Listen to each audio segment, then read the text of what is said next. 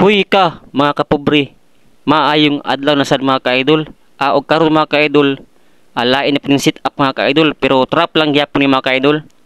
So litag ba? Litag sa bayawak o halo.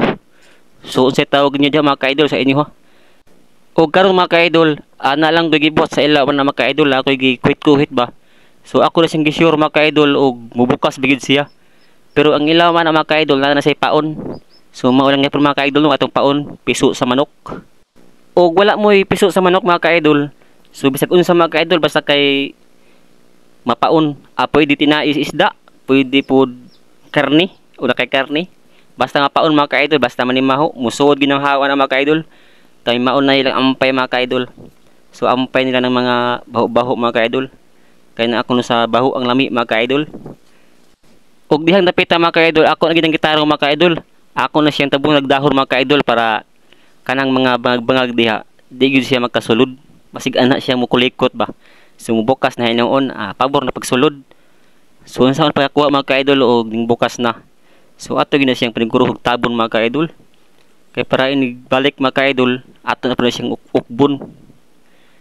Og sa mga makamao diha mabuhat mga ka-idol og samaan ni nga trap o lain-lain trap mga ka-idol. So comment lang mo diha mga ka-idol og namao ba ni mga ka-idol? Ay kani akong trabaho mga ka-idol. Ako ra nimong imbento ba. Basin daig mo salir. Pero musalir gid siguro ni mga ka-idol kay nagsige na magkakuha ni mga ka-idol.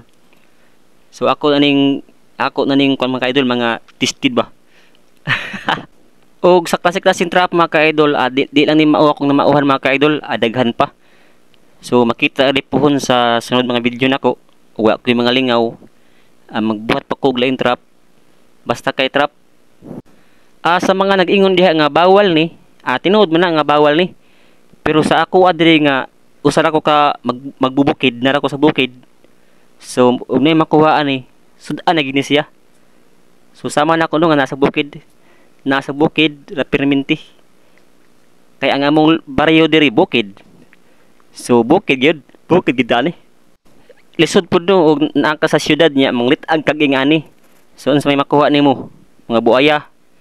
So di gid ta makapwede manglit-ag mga ka-idol og ta syudad. So manglit-ag ta mga ka-idol og mga layaw nga mga hayop. So anhi gid sa bukid.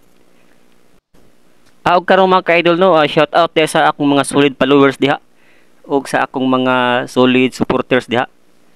So shout out nyo tanan diha So salamat dahil sa mga nag-comment sa akong unang video sa pagbuhat na kog trap. So salamat nyo diha mga ka-idol. Ug dihang dapita mga ka-idol, so hapit na mahuman mga ka-idol. Ako na siyang gitarong mga ka-idol no para mahuman na siya. Ug mauna ni siya mga ka-idol ang final action.